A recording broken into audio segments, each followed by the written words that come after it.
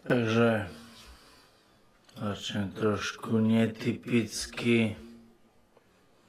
Vážení prítomní, vítajte vo fašistickom režime, ktorý ovládol Slovenskú republiku.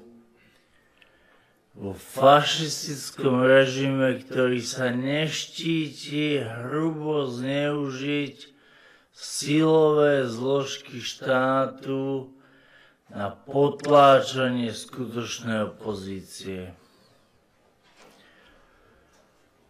Jedná sa o dnešný zásah politického komanda zriadeného súčasnou vládou proti poslancovi ľudovej strany Naše Slovensko Stanislavovi Mizíkovi za údajné výroky na internete, ktoré mali nejakým spôsobom podľa politického gestapa sa dotknúť nejaké skupiny ľudí, čo je ale podstatné a čo je veľmi vážne a čo je precedens aj v súčasnej neslobodnej Slovenskej republike je to, že polícia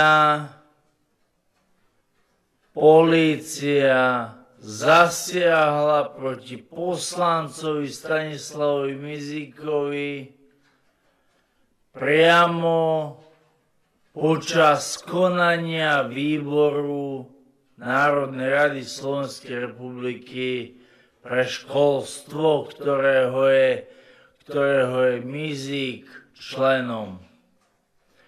To znamená, polícia na základe vyfabrikovaných obvinení úplne násilným spôsobom zjavne zasiahla do slobodného výkonu mandátu poslanca Národnej rady Slovenskej republiky, ktorý tento mandát získal v demokratických voľbách, ktorý tento mandát získal od ľudí, ktorí mu slobodne a demokratickým spôsobom dali svoj hlas. Toto sa ešte nikdy, takéto obľudné konanie sa ešte nikdy v histórii súčasnej Slovenskej republiky nevyskytlo. Práve dnes je preto veľmi čierne výročie alebo čierny deň, pretože sa môžeme oprávnene pýtať, čo bude nasledovať. Ak dnes policajti na základe vykonštruovaného obvinenia zasahujú priamo pri výkone mandátu proti poslancom Národnej rady, ja sa pýtam, čo bude nasledovať. Bude nasledovať zneužívanie nielen polície, ale aj tajnej služby? Budú nasledovať 90. roky s podpálenými autami, zmiznutými ľuďmi, únosmi, vyhrážkami, útokmi na deti a ženy? Pretože tam tam sa to dnes všetko nasmerovalo. To, že žijeme vo fašistickom režime po dneskajšku, je absolútne bezpochybné, nepochybné. Otázka len je, kto je súčasný duče tohto režimu. A ja sa pýtam, možno vy budete vedieť odpovedať, je duče premiér? Je duče minister vnútra? Alebo je duče súčasného fašistického režimu ministerka spravodlivosti? Lebo niekto z nich a možno všetci to pravdepodobne asi budú. Polícia vzniesla obvinenie poslancovi Stanislavovi Mizíkovi pre trestný čin prečin výroby extrémistických materiálov a prečin hanobenia národa, rastia presvedčenia, pričom v odôvodnení tohto uznesenia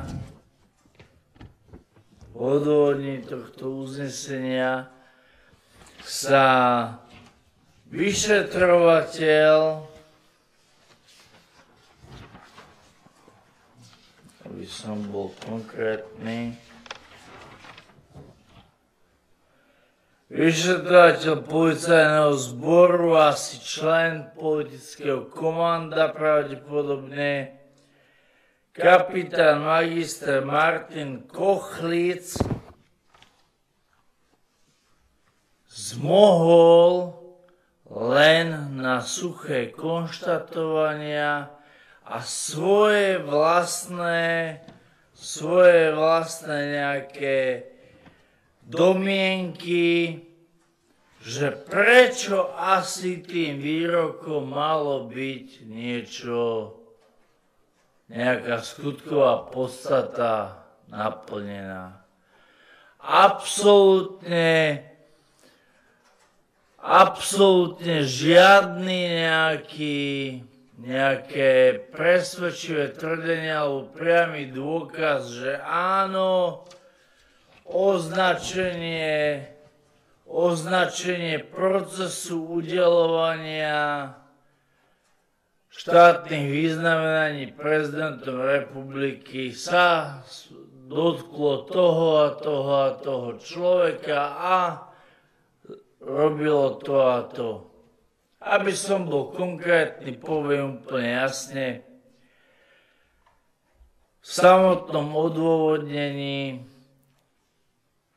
v celom tomto pamflete chýba akýkoľvek dôkaz o tom, že by poslanec Mizík svojimi vyjadreniami hanobil nejakú skupinu ľudí, alebo že by vyzýval na nejaké násilie voči komukoľvek za čokoľvek. To znamená, celý tento zásah bol brutálnou ukážkou moci, ktorá proti poslancovi opozičnej strany zasiahla vyslovene a jedine kvôli jeho politickému názoru. kvôli jeho politickému názoru.